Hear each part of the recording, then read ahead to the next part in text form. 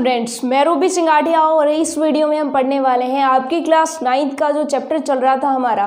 Previous video में हमने इस चैप्टर को नाम दिया था बीजीय व्यंजक और इस वीडियो में हम इसको नाम देने वाले हैं बहुपद, क्योंकि आपको पता है कि बीजीय व्यंजक हो या बहुपद हो एक ही बात होती है। तो आपके चैप्टर का नाम वैसे देखा जाए बुक के अंदर तो बहुपद है, तो उसी नाम को हम लेकर के चलते हैं। तो इसकी जो प्रश्नावली थी 2.1 वो हमने कंप्लीट कर ली थी। अब हम चलते हैं प्रश्नावली 2.2 की तरफ, लेकिन पहले देख लेते हैं कि 2.1 जो प्रश्नावली थी उसमें हमने क्या क्या पढ़ा था। उसमें हमने बहुपदों के बारे में जाना था। उसमें देखा था कि बहुपदों का चर के आधार पर विभाजन कैसे कर सकते हैं, कि अगर उसमें एक चर है तो वो एक चर वाले बहुपद हो जाएंगे, अगर उनमें दो चर है तो वो दो चर वाले, अगर तीन चर है तो वो तीन चर वाले बहुपद हो जाएंगे। ये चीज़ें हमने वहाँ पर कंप्लीट कर ली थी। उसके बाद हमने चरों की घात भी देख ली थी, उनके पद भी देख लिए थे कि पद जो है एक पद वाले, दो पद वाले, तीन पद वाले, कितने भी पद वाले बहुपद हमारे हो सकते हैं। तो ये चीज़ें हमने वहाँ पर सीख ली थी। तो इस चैप्टर में, इस वीडियो में हम क्या करने वाले हैं कि आगे जितना भी चैप्टर हमारा चलेगा उसमें सारे चैप्टर में हम एक चर वाले बहुपदों की बात करने वाले हैं। तो एक चर वाले बहुपद कौन से होते हैं? तो सिंपल सी बात है, मैंने आपको बताया था कि जिसमें केवल अपने अपने होते हैं, पराये लोग नहीं होते हैं। ठीक है, जैसे यहाँ पर मैं उदाहरण लिखूँ, कि एक मैंने उदाहरण लिखा कि px बराबर है x² प्लस x प्लस 1। इसमें पद कितने हैं ये मैं पूछूं तो इसमें तीन पद हैं, बीच में प्लस लगा है, एक पद, दो पद और तीन पद। तो अगर मैं इसके अंदर आपसे पूछ लूं कि इसके अंदर जो है चर कितने हैं, चर अगर आपसे पूछ लिया जाए तो आप बताएंगे सिंपल सी बात है कि इसके अंदर सारे में एक्स ही तो है ना। यहाँ भी एक्स, यहाँ भी एक्स, यहाँ भी एक्स, यहाँ पर वाई कोई नहीं आया है, यहाँ पर वाई नहीं आया, कोई और नहीं आया, जेड नहीं आया, टी नहीं आया, ए नहीं आया, बी नहीं आया। तो इसका मतलब ये जो हमारा बहुपद है उसमें केवल और केवल एक्स ही तो है, यानी ये तो हो गए एक चर वाले बहुपद। ये चीज़ आपको समझ में आ गई। ठीक है, इसी तरह से अब आप कहेंगे कि ये px क्या है, ये नई चीज़ है। तो मैं आपको बता दूं कि कोई भी हमारे पास बहुपद है, कोई भी बहुपद है, उसको लिखने का तरीका यही होता है कि ये जो बहुपद है इसको हम कैपिटल लेटर से, इंग्लिश के कैपिटल लेटर से शो करते हैं और ब्रैकेट में हम उस चर को दिखाते हैं जिस चर की ये जो बहुपद है पूरा का पूरा जिस चर में है उस चर को यहाँ पर दिखाते हैं। जैसे अगर मैं कोई और चर ले लूँ, जैसे फॉर एग्जाम्पल मैंने जो है PQR ले लेते हैं, R जो है Y में ले लिया और मैंने क्या कर दिया, RY को मान लिया कि ये Y+3 है, Y+3 है। तो मैंने यहाँ पर क्या लिखा, ब्रैकेट में Y लिखा, यानी ये जो बहुपद है वो Y पर डिपेंडेंट रहेगा। ये चीज़ हमें समझ में आ गई। इसी तरीके से अगर मैं QX कोई एक और जो है यहाँ पर बहुपद ले लूँ, जैसे उदाहरण मैंने ले लिया x+4, तो इसमें भी आप देखेंगे कि इसमें केवल और केवल एक ही चर तो है, x के अलावा और कोई चर नहीं है, यानी अपना ही है और कोई नहीं है। यहाँ पर भी देखा जाए तो केवल अपने अपने हैं और कोई नहीं है। पद कितने भी हो, चाहे कितने भी हो, लेकिन चर एक होगा, या तो सभी x होंगे, या तो सभी y होंगे, या तो सभी z होंगे। ठीक है, ये चीज़ आपको समझ में आ गई। तो नेक्स्ट हमारा जितना भी चलेगा उसमें हम एक चर वालों की बात करेंगे। तो चलते हैं नेक्स्ट चैप्टर में, आगे देखते हैं क्या है। तो हमें ये पता चल गया कि हमारी जो पूरी की पूरी प्रश्नावली होगी, प्रश्नावली 2.2, वो पूरी की पूरी किस पर बेस्ड होगी, एक चर वाले लेकिन पद उसमें कितने भी हो सकते हैं, ऐसे बहुपदों पर हमारी पूरी की पूरी प्रश्नावली बेस्ड होगी। तो अब इसमें करेंगे क्या हम प्रश्नावली में, इसमें हम क्या करेंगे कि आपको मैंने मान लीजिए कि कोई बहुपद दे दिया जिसका नाम है px और उसकी वैल्यू मैंने बता दी कि इसकी वैल्यू है x² प्लस 1। ठीक है, यानी कि px कोई बहुपद है जिसका मान कितना है x² प्लस 1, और मैं यहाँ पर कह दूँ कि px का मान मुझे बताइए, यानी कि px क्या होगा अगर मैं x बराबर 2 कर दूं। तो यानी अगर यहाँ पर x बराबर 2 कर दूं तो px का मान क्या होगा। तो आपको सिंपल सी बात है, करना क्या है कि x की जगह 2 आप रख करके देख लेंगे। तो आप कहेंगे कि x की जगह हमने क्या रखना है, 2। ठीक है, P2 पूछा है, यहाँ पर वो px ना पूछ करके यहाँ पर P2 भी पूछ सकता है। इसका मतलब भी क्या हो जाएगा कि x बराबर 2 उसने पूछा है। ठीक है। अगर वो आपसे पूछ रहा है p ब्रैकेट में 2, तो इसका मतलब क्या हो जाएगा, x बराबर 2 ही तो हो जाएगा, क्योंकि यहाँ पर x का मतलब इसने 2 लगाया है। तो यहाँ पर आप क्या करेंगे, x बराबर 2 पुट कर देंगे, तो p2 हमारे पास क्या आ जाएगा। आपको क्या करना है, x का मान 2 रखना है, तो 2 की यानी कि x की जगह 2 रखेंगे, 2 की स्क्वायर x की जगह 2 रख दिया +1, तो 2 की स्क्वायर 4 + 1 यानी 5 इसका उत्तर आ गया। यानी x बराबर 2 पर px का मान यानी कि इस बहुपद का मान कितना आ गया, 5 आ गया। ये चीज़ आपको समझ में आ गई। इसी बहुपद के मान अगर मैं दे दूं कि x बराबर 3 पर इस बहुपद का मान ज्ञात कीजिए, तो आप क्या करेंगे, p 3 रख देंगे। 3 जब आप रखेंगे x की जगह, तो यहाँ पे भी 3 रखना होगा, तो क्या हो जाएगा 3 की स्क्वायर +1, तो ये क्या हो जाएगा 9 + 1। अगर मैं कह दूं कि x बराबर 4 निकालिए, तो आप क्या करेंगे, p ब्रैकेट 4, यहाँ पर 4 तो यहाँ पर भी 4, तो ये क्या हो जाएगा 4 की स्क्वायर +1 यानी 4 की स्क्वायर 16 होती है, 16 + 1 यानी कि 17 आ जाएगा। तो ये चीज़ आपको समझ में आ गई कि x बराबर कितने बार भी पूछ ले, आपको क्या करना है, x का मान उतना यहाँ पर रख देना है, यहाँ पर भी रखेंगे, यहाँ पर भी रखेंगे। अगर उसने p 2 पूछा है, 3 पूछा है, 4 पूछा है, इसका मतलब उसने x बराबर 2 हमें दिया है, तो x बराबर 2 रख के हम इसका मान आपको बता देंगे। ये चीज़ आपको क्लियर हो गई। तो चलते हैं फिर फटाफट से हम क्वेश्चन करते हैं कि क्वेश्चन में क्या कर रहे हैं, हमें कौन कौन से क्वेश्चन हैं, क्या क्या क्वेश्चन है। तो 2.2 जो प्रश्नावली है हमारी, उसका फर्स्ट क्वेश्चन आपको कहता है कि निम्नलिखित पर बहुपद 5x - 4x² + 3 ये बहुपद दिया है और पूछा है आपसे, आपको कहा है कि निम्नलिखित पर इस बहुपद के मान ज्ञात कीजिए, यानी इसके जो है मान ज्ञात करने हैं आपको, मान ज्ञात कीजिए। और निम्नलिखित पर यानी किस किस पर बोला है, एक तो बोला है कि अगर आप x बराबर 0 रखते हैं तो बहुपद का मान क्या होगा।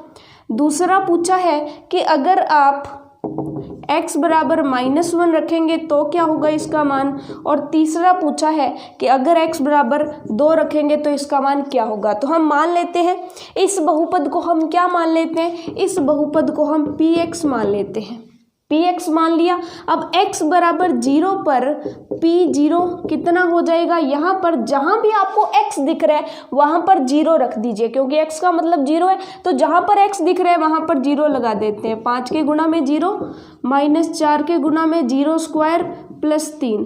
अब बताइए जरा, 5 गुना 0 0 -4 गुना 0 0 +3, तो इसका उत्तर कितना आ गया 3। यानी x बराबर 0 पर इस बहुपद का मान कितना आ गया, 3 आ गया। ये चीज़ हमें समझ में आ गई।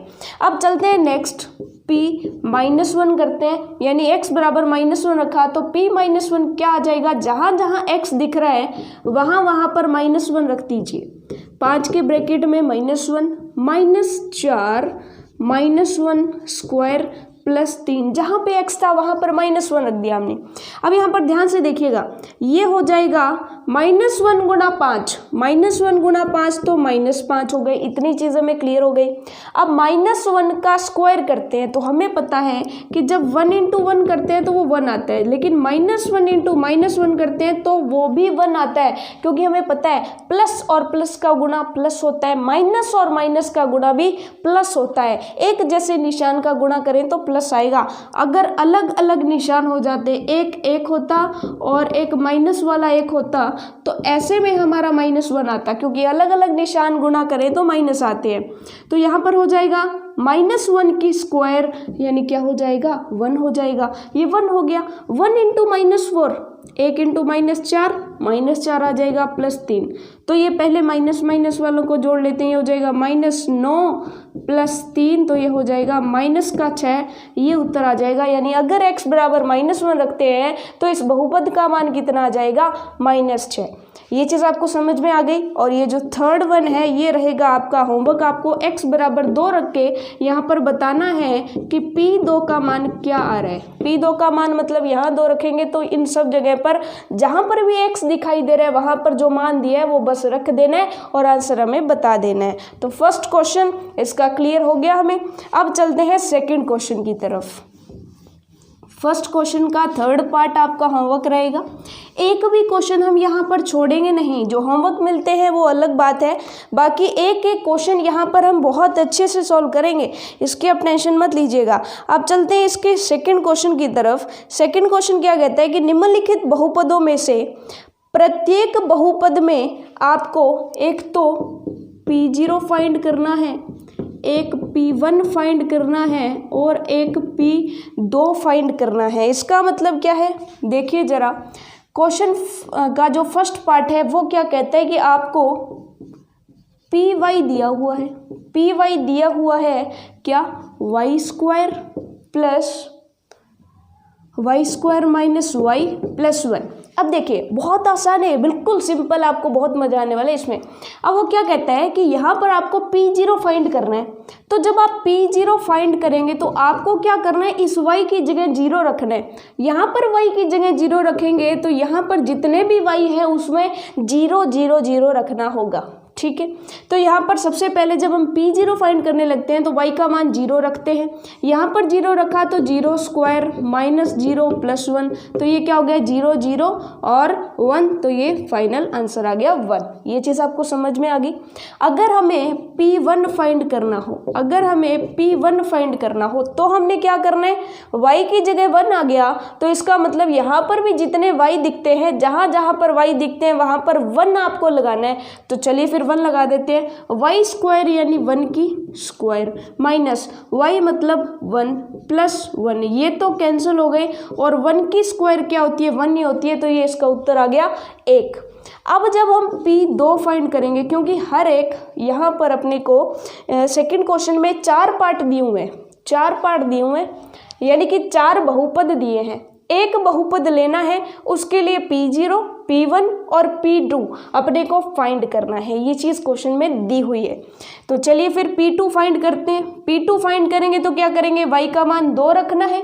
y का मान जब 2, क्योंकि यहाँ पर y का मतलब क्या है 2 है ना, तो यहाँ पर भी y 2 आएंगे, तो 2 की स्क्वायर कर दी सबसे पहले क्योंकि y² है, उसके बाद माइनस y है मतलब 2 है, प्लस 1। अब आप बताइए 2 की स्क्वायर कितनी हो गई, 4, 4 माइनस 2 प्लस 1, 4 में से 2 गए, 2 बचते हैं, 2 प्लस 1 कितने हो जाते हैं, 3। तो चलिए P0 का मान आ गया, P1 का मान आ गया, P2 का मान आ गया, ये चीज़ आपको समझ में आ गई। यानी पहला बहुपद हमने क्लियर कर दिया, पहले बहुपद के लिए हमने P0, P1, P2 के मान निकाल लिए हैं। अब चलते हैं सेकंड की तरफ। सेकंड पार्ट हमें क्या कहता है, सेकंड बहुपद इसका कह रहा है कि PT जो है, PT वो हमारा है 2 plus T minus plus 2t² minus t³। ये हमारा बहुपद है, ये हमारा बहुपद है, और इसमें ये कहता है कि इसमें भी आपको पहले P0 फाइंड करना है, उसके बाद आपको P1 फाइंड करना है, उसके बाद आपको P2 फाइंड करना है, ठीक है। अब P0 का मतलब क्या है कि t का मान हमने क्या रखा, 0, यहाँ पर P के ब्रैकेट में t है और यहाँ पर P के ब्रैकेट में 0 है, मतलब t का मान कितना है, 0 है, तो t का मान 0 फिर यहाँ पर रखते हैं, यहाँ पर तो 2 आ गया, t का मान 0 प्लस 2 गुना 0 की स्क्वायर माइनस 0 की क्यूब। ये चीज़ आपको क्लियर हो गई। अब फटाफट से इसको सॉल्व कर दीजिए। 0, ये भी 0 बन जाएगा क्योंकि 0 की स्क्वायर 0, 0 गुना 2 0 माइनस 0 की क्यूब 0, तो पूरा 0 बन गया। कितना रह गया, 2, इसका उत्तर आ गया। अब उसके बाद क्या कहता है, उसके बाद हमें फाइंड करना है P1 फाइंड करना है। तो यहाँ पर जब इसके साथ तुलना करेंगे तो t का मान क्या आ रहा है, t का मान 1 आ रहा है, तो यहाँ पर t का मान 1 रख दीजिए, 2 तो है, t का मान 1 रखना है, 1 रख दिया, प्लस 2, t का मान 1 रखना है, t का मान 1 रख दिया, माइनस t की क्यूब है तो 1 की क्यूब हो जाएगी। ये चीज़ आपको समझ में आ गई। उसके बाद सॉल्व करते हैं 1 की स्क्वायर कितनी होती है, 1 ही होता है, 1 की स्क्वायर 1 गुना 2 2 माइनस 1 की क्यूब 1 ही होती है, तो यहाँ पर प्लस 1 माइनस 1 कैंसिल हो गए, क्या बच गया, 2 प्लस 2 4, यानी P1 का मान कितना आ गया, 4 आ गया। इतने इजी से है बस, जो मान यहाँ पे है वो मान यहाँ पर रख देना है और सॉल्व करके उत्तर हमारे को निकाल देना है। देखिए कितना मज़ेदार क्वेश्चन है, बिल्कुल सिंपल है, बस हमें जोड़ घटाव करने हैं। अब करते हैं P2 जब करेंगे तो आप फटाफट से टी का मान 2 रख के फटाफट से कमेंट करिए कि क्या आएगा इसका आंसर। फटाफट से कमेंट करके बताइए कि t बराबर 2 रख दें तो इसका आंसर क्या आएगा। अब इसको फटाफट से सॉल्व कर लें, देखते हैं, इधर से हम सॉल्व करते हैं। 2 प्लस t की जगह क्या रखना है, यहाँ पर कितना 2, तो यहाँ पर भी 2 रखना है, 2 रख दिया, प्लस 2 t की जगह 2 की स्क्वायर माइनस t की जगह 2 यानी 2 की क्यूब। इतनी चीज़ हमें समझ में आ गई। 2 प्लस 2 की स्क्वायर 4 होती है, 2 की स्क्वायर 4 क्योंकि 2 गुणा 2 4, 4 गुणा 2 8 माइनस 2 की क्यूब। अब देखिए 2 की क्यूब का मतलब क्या हो जाएगा, 2 गुणा 2 गुणा 2, 2 दूनी 4, 4 दूनी 8, तो ये भी 8 हो जाएगा। तो 8 से 8 कैंसिल हो जाएंगे, क्या बचेंगे 2 प्लस 2, ये कितने हो जाएंगे 4। तो इसका उत्तर भी क्या आ जाएगा 4 आ जाएगा। ये चीज़ हमें समझ में आ गई, ठीक है। तो 2 बहुपदों के लिए तो हमने मान निकाल दिया, ये दूसरा बहुपद था हमारा। 2 बहुपदों के लिए हमने P0, P1, P2 का मान निकाल दिया। अब जो नेक्स्ट 2 बहुपद हैं वो आपके लिए होमवर्क रहेंगे। नेक्स्ट जो 2 बहुपद हैं वो आप थोड़ा सा नोट कर लीजिए कि क्या वो बहुपद हैं और उनके फिर आप जो है मान इनके निकालिएगा। नेक्स्ट जो आगे वाले 2 बहुपद हैं वो तीसरा बहुपद तो बहुत ही आसान है। तीसरा जो बहुपद दे रखा है वो तो है px बराबर एक्स क्यूब।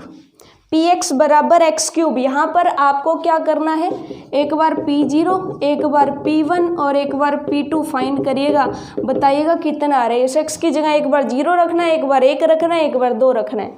ये काम हो गया। उसके बाद जो फोर्थ पार्ट है, फोर्थ बहुपद में क्या कहता है, फोर्थ बहुपद में कहता है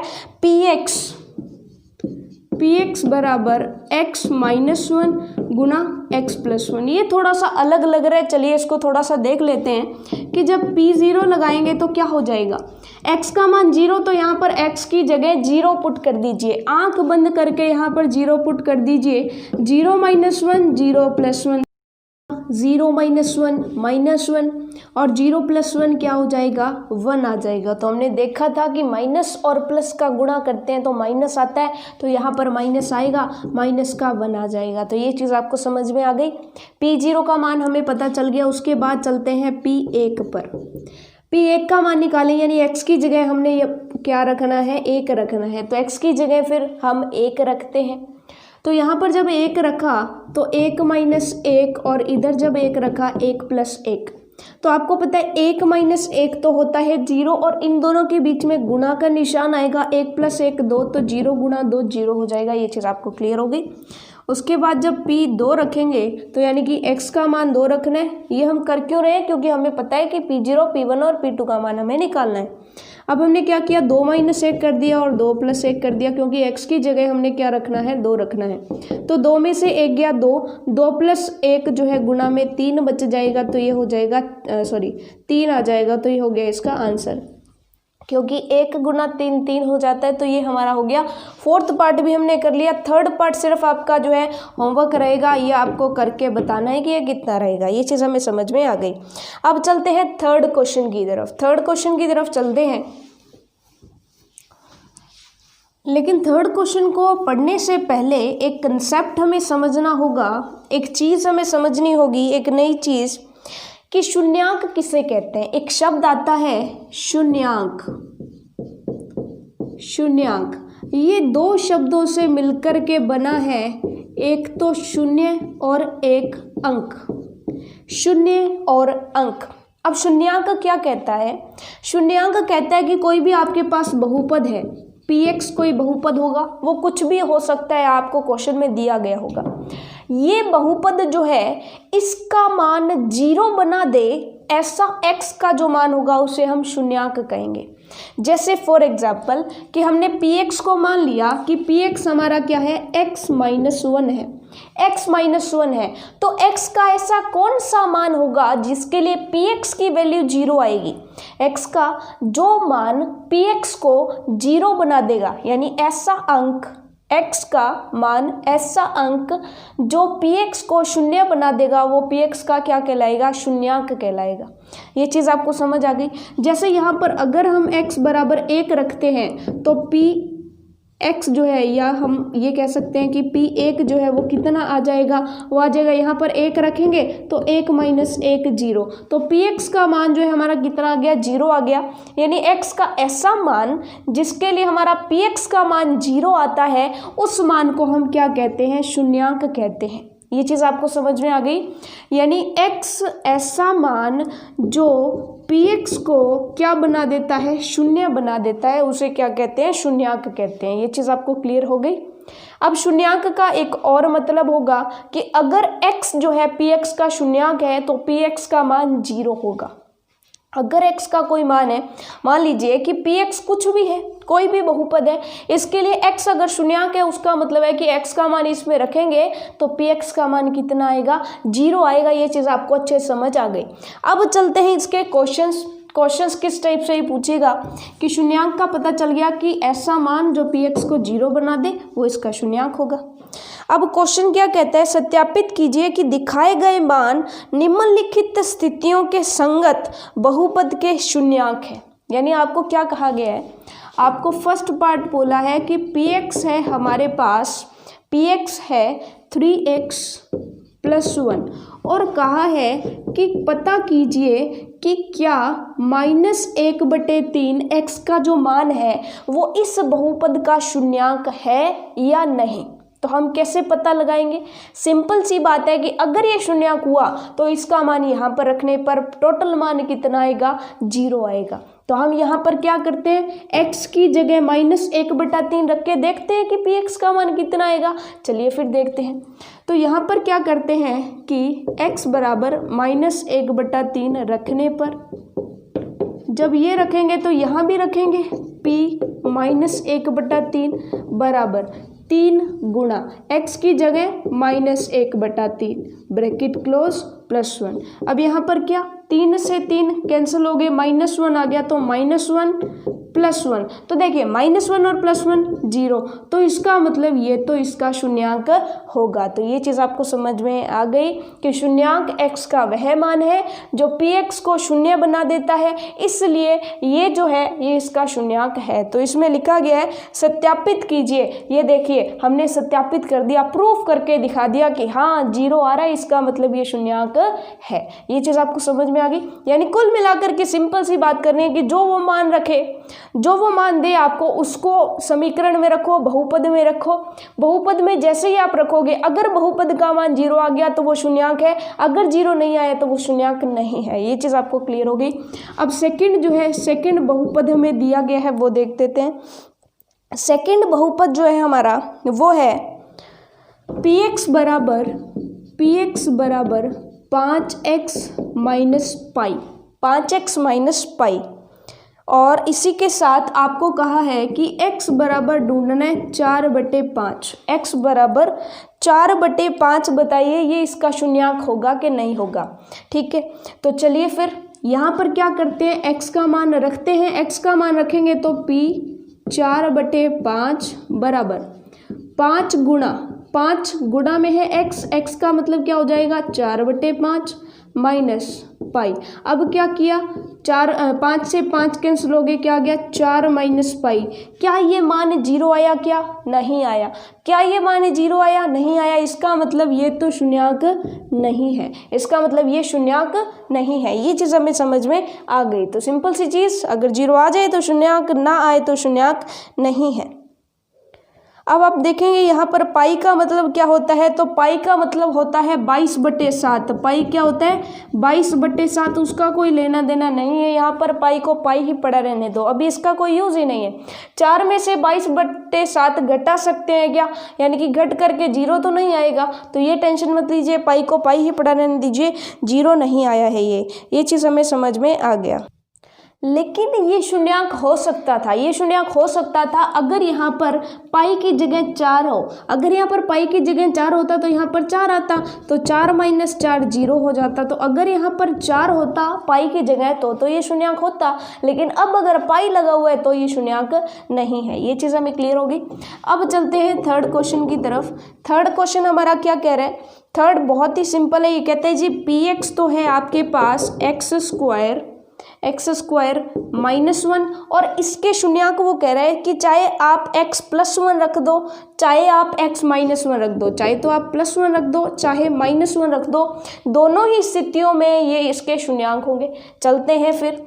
x बराबर 1 रखने पर, x बराबर 1 रखने पर x का मान 1 रखेंगे तो क्या आ जाएगा? p1 1 की स्क्वायर -1। 1 की स्क्वायर आपको पता है कितनी होती है? 1 होती है। 1 - 1 0। इसका मतलब ये तो इसका शून्यंक है। उसके बाद हम चेक करते हैं -1 पर, तो x का मान -1 रखने पर देखते हैं। x बराबर -1 रखने पर,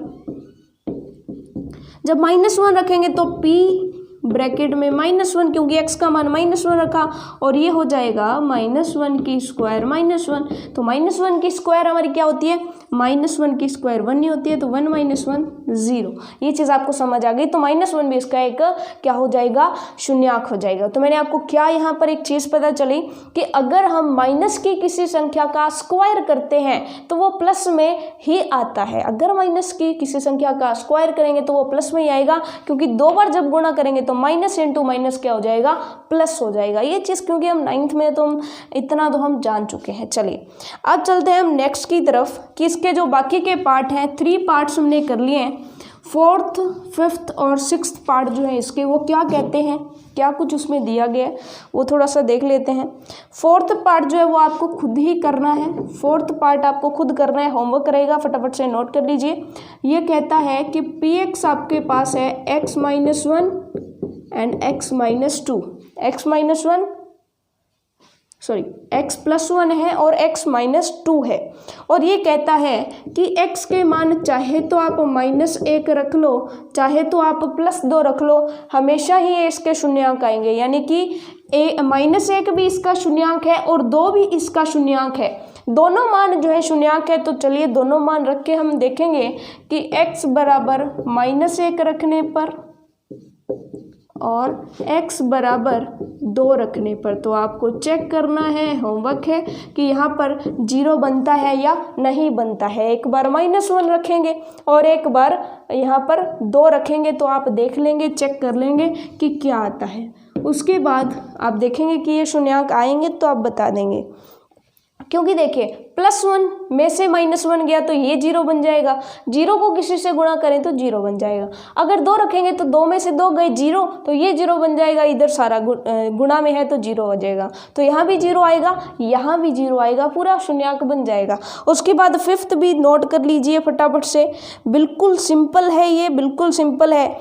ये कहता है कि px बराबर x स्क्वायर है और x बराबर 0 जो है इसका शून्यंक है। तो x बराबर जब 0 रखोगे तो 0 की स्क्वायर क्या आएगी? 0 आएगी। तो शून्यंक हुआ कि नहीं हुआ? हो गया।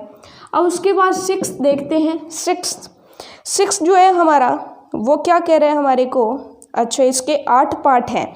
6th पार्ट कर लेते हैं। 6th पार्ट कहता है कि px जो है वो है हमारा lx + m। lx + m, यहाँ पर मैं बता दूं कि l और m इसने जो है कुछ कांस्टेंट लिए हैं, यानी फिक्स है l और m की वैल्यू, लेकिन x की वैल्यू उसने हमें दी है। x की वैल्यू क्या दी है? x बोला है उसने कि x की वैल्यू आप रख लीजिए -m/l। तो रखते हैं यहाँ पर रखेंगे तो p -m/l बराबर, यहाँ पर l तो पहले से ही है, इसको गुणा करना है, क्योंकि x है तो x की जगह -m/l + m। तो l से l कैंसिल हो गया, -m + m ये कैंसिल हो गए, 0 आ गया। वापिस से बता दूं कि इस x की जगह हमने -m/l रख दिया। ठीक है, x की जगह -m/l रख दिया। l आगे था ही, l से l कट गया, -m और +m कैंसिल आउट हो गए और कितना आ गया? 0। इसका मतलब ये जो है इसका शून्यंक होगा। तो ये चीज़ हमने कर ली। उसके बाद उसका जो है नेक्स्ट हम देख लेते हैं 7th पार्ट इसका क्या कहता है और 8th पार्ट इसका क्या कहता है। देखिए बहुत ही सिंपल सी प्रश्नावली है हमारी, बहुत ही सिंपल और बहुत ही इजी क्वेश्चंस हमारे सामने हैं। इसका जो है 7th पार्ट क्या कह रहे हैं, क्वेश्चन नंबर हमारा चल रहा है क्वेश्चन नंबर 3rd। इसमें कहता है कि px जो है आपके पास वो क्या है 3x स्क्वायर -1 है और x की वैल्यूज क्या क्या दी गई हैं, शून्यांक चेक करने हैं, -1/√3 और दूसरा दिया है 2/√3। ये कहता है -1/√3 और 2/√3 ये चेक करना है हमें। तो एक बार तो हम क्या करते हैं, x बराबर -1/√3 रखने पर x बराबर दूसरी बार x बराबर 2/√3 रखने पर, ये चीज़ हमें क्लियर हो गई। अब रखते हैं यहाँ पर कि जब -1/√3 रखेंगे तो क्या हो जाएगा, 3 के गुणा में माइनस का 1/√3 का स्क्वायर -1, ये चीज़ हमें करनी है। ठीक है, मैंने क्या किया कि सिर्फ x की जगह 1/√3 रख दिया माइनस का। तो जब भी किसी चीज़ का स्क्वायर करते हैं तो माइनस का निशान तो गायब हो जाता है, माइनस माइनस 2 बार, तो 3 गुणा माइनस का निशान तो चला गया स्क्वायर से। अब 1/√3 आपको पता है कि √3 की जब स्क्वायर करते हैं तो स्क्वायर से रूट कैंसिल हो जाता है, स्क्वायर से रूट कैंसिल हो जाएगा तो 1/3 आ जाएगा, माइनस में 1। अब क्या करेंगे, 3 से 3 कैंसिल आ गया, 1 - 1 = 0। तो जी हाँ, ये तो इसका एक शून्यांक हो गया। अब 2/√3 हम चेक कर लेते हैं। यहाँ पर क्या करेंगे, p 2/√3 बराबर 3 गुणा x की जगह 2/√3 रखा, उसकी स्क्वायर थी तो स्क्वायर लगा दिया -1।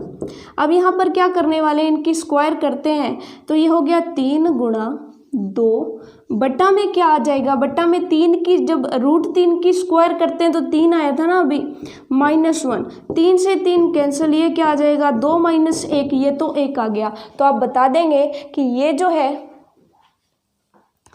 ये जो माफ़ कीजिएगा 2 की स्क्वायर थी तो यहाँ पर 4 आएगा, माफ़ कीजिएगा 4 आएगा, 4 - 1 करेंगे तो 3 आ जाएगा। ये चीज़ हमें क्लियर हो गई। ठीक है, तो क्योंकि 2 की स्क्वायर की तो 4 आई। ठीक है, 4 में से 1 गया तो 3 आ गया, तो इसका मतलब तो क्या हो गया कि ये तो जी शून्यांक नहीं है, शून्य आ ही नहीं रहा, इसका मतलब ये तो शून्यांक जो है इसका नहीं है। तो 2 चीज़ें हमें समझ में आ गई। उसके बाद हम चलते हैं इसके 8th पार्ट पर।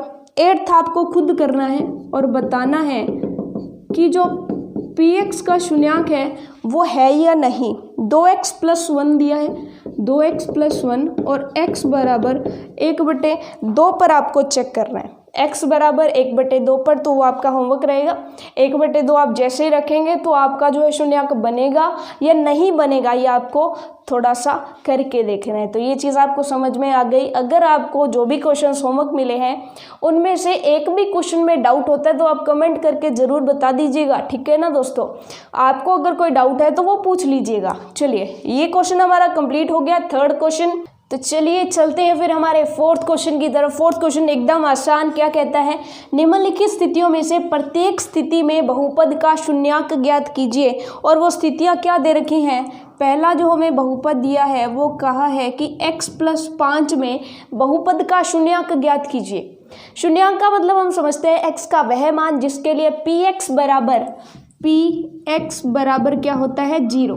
ठीक है, तो इसमें हम इसी चीज़ का यूज़ करने वाले हैं कि px बराबर 0 होता है तब जो x का मान होता है वही तो हमारा क्या होता है, शून्यांक होता है। तो अब आपके माइंड में आ गया होगा कि हम क्या करेंगे, px बराबर पहले ही 0 रख देंगे। px बराबर 0 होना है तो जो x का मान आएगा वही तो शून्यांक होगा। ये चीज़ हमें समझ में आ गई। तो बस यही चीज़ हमने यहाँ पर अप्लाई करनी है। क्या करना है कि px को 0 के इक्वल पुट कर देना है, यानी px बराबर 0, यानी px का मान क्या है x प्लस 5 बराबर 0। तो इसमें हम क्या करेंगे कि यहाँ पर +5 है, इधर जाकर के बराबर से उधर जाएगा तो क्या बन जाएगा -5, यानी x बराबर -5 जो है px का क्या हो जाएगा, शून्यांक हो जाएगा। ये हो गया इसका फर्स्ट पार्ट। इतना आसान। हमने क्या करना है, px को 0 रखना है और जो x का मान आएगा वही उसका शून्यांक हो जाएगा। तो इसका अगर सेकंड हम देखें, सेकंड आपका होमवर्क रहेगा px बराबर x माइनस 5, x माइनस 5। तो आप क्या करेंगे, px को 0 के बराबर पुट करेंगे, x माइनस 5 को 0 के बराबर रखेंगे, -5 उधर जाकर के +5 बन जाएगा। बिल्कुल ऐसे ही जैसे प्लस वाला इधर जाकर माइनस, यहाँ पर माइनस वाला उधर जाकर के प्लस, तो x का मान 5 आ जाएगा जो कि उसका शून्यांक हो जाएगा। अब चलते हैं थर्ड की तरफ। px बराबर क्या दिया हुआ है, 2x प्लस 5, 2x प्लस 5 दिया हुआ है। तो हम यहाँ पर क्या करेंगे, यहाँ पर हम सिंपल करने वाले हैं कि px बराबर हम क्या रख लेंगे, 0 कर लेंगे। ये इसका फर्स्ट पार्ट था, ये इसका सेकंड पार्ट था और ये इसका थर्ड पार्ट था। तो px 0 रखा, px क्या है, 2x प्लस 5 बराबर 0 रखा, 2x बराबर +5 उधर जा कर के -5। यहाँ पर गुणा में 2 है, गुणा बराबर से उधर जाएगा तो गुणा वाला भाग में बदलता है, तो -5/2 हो जाएगा। तो x का मान -5/2 क्या हो जाएगा, px का शून्यांक हो जाएगा। अगर इसका फोर्थ पार्ट देखें और फिफ्थ पार्ट देखें तो वो आपके जो हैं होमवर्क रहेंगे। फोर्थ पार्ट अगर देखें तो px कह रखा है 3x माइनस 2, तो 3x माइनस 2 को 0 रखेंगे आप और x का मान निकालेंगे, कितना आ जाएगा, 2/3 आएगा। वो आपको निकाल करके देखना है। फिर हम देखते हैं पांचवा पार्ट। तो मैंने बता दिया कि सेकंड पार्ट आपका होमवर्क रहेगा, फोर्थ पार्ट आपका होमवर्क रहेगा, क्योंकि ऐसा एक एक एग्जाम्पल हम यहाँ पर कर चुके हैं। तो नेक्स्ट अगर देखा जाए फिफ्थ पार्ट, कि फिफ्थ पार्ट हमारा क्या कह रहा है, फिफ्थ पार्ट है 3x, फिफ्थ पार्ट है 3x और इसी तरह से सिक्स्थ पार्ट जो है वो क्या कहता है, ax, जहाँ पर a उसने कहा है कि यहाँ पर a जो है 0 नहीं है, 0 के अलावा कुछ भी हो सकता है। a जो है 0 नहीं है, कोई संख्या है पर्टिकुलर, यानी कि a के पदों में हमें x का मान निकालना है। वो देखेंगे कैसे आएगा, क्या आएगा, ठीक है। चलते हैं। तो अब यहाँ पर क्या करते हैं कि जब हम फिफ्थ को सॉल्व करते हैं तो हम क्या करेंगे, px को 0 के बराबर पुट करेंगे। px क्या है, 3x है, तो 3x को 0 के बराबर पुट करेंगे। अब आप एक बात बताइए कि जो इधर गुणा में है उधर जाके क्या होगा, भाग में होगा। तो x बराबर 3 उधर भाग में चला गया, 0/3 हो गया, और 0 को किसी भी चीज़ से भाग दे देते हैं वो 0 ही आता है। ये चीज़ आपको क्लियर हो गई, 0 को किसी भी चीज़ से भाग दे 0 आएगा। तो बिल्कुल ax के साथ भी आपने यही करना है। px बराबर 0 करोगे, ax बराबर 0 आ जाएगा, x बराबर क्या आ जाएगा, 0/a, और 0 को चाहे a से, b से, 3 से, 4 से, 5 से, किसी से भी भाग दो 0 आएगा। तो इसका जो है शून्यांक क्या हो जाएगा, 0 इसका शून्यांक हो जाएगा। इसका शून्यांक 0, इसका भी शून्यांक 0, इसका शून्यांक -5/4 और इसका शून्यांक -5 हो जाएगा। तो ये हो गए हमारे 6 पार्ट। नेक्स्ट अगर देखें हम कि हमारा जो 7वां पार्ट है वो क्या कह रहे हैं, 7वां पार्ट हम देख लेते हैं।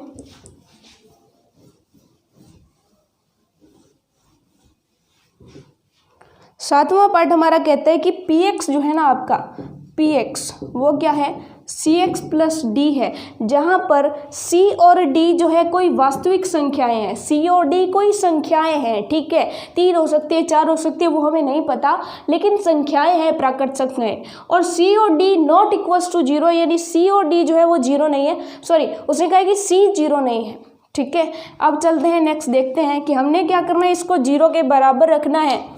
तो इसको 0 के बराबर रखना है तो हम क्या करेंगे, px बराबर 0 कर देंगे। तो px का मान रखिए cx प्लस d बराबर 0। अब यहाँ से क्या करना है, प्लस d उधर जाकर के माइनस हो जाएगा, तो cx बराबर माइनस का d आ गया। अब cx के गुणा में है, उधर जाएगा तो भाग में जाएगा, तो x बराबर -d/c, ठीक है। तो यहाँ पर क्या हो जाएगा -d/c, तो इसका शून्यांक क्या हो जाएगा -d/c। शून्यांक ज्ञात करने का तरीका क्या है कि जो आपको px दिया है उसके बराबर 0 कर दीजिए और आपका जो x का मान आएगा वही आपका क्या हो जाएगा शून्यांक हो जाएगा। तो चलिए फिर आपकी जो प्रश्नावली थी, प्रश्नावली 2.2, इतनी आसान सी, इतनी मज़ेदार सी प्रश्नावली हमने पूरी की पूरी एक एक क्वेश्चन उसका कंप्लीट कर लिया है एक ही वीडियो में। तो नेक्स्ट वीडियो हम करेंगे प्रश्नावली हमारी 2.3। होपफुली ये वीडियो आपके लिए हेल्पफुल रही होगी। अगर आपको वीडियो पसंद आती है और ऐसी वीडियोस आप और भी पाना चाहते हैं तो लाइक ज़रूर करिएगा, शेयर करिएगा अपने दोस्तों के साथ, ताकि ज़्यादा से ज़्यादा लोग जो है इस वीडियो को देख पाएँ, इसका फ़ायदा जो है ले पाएँ, हमारी मेहनत ज़्यादा लोगों के काम आ पाए।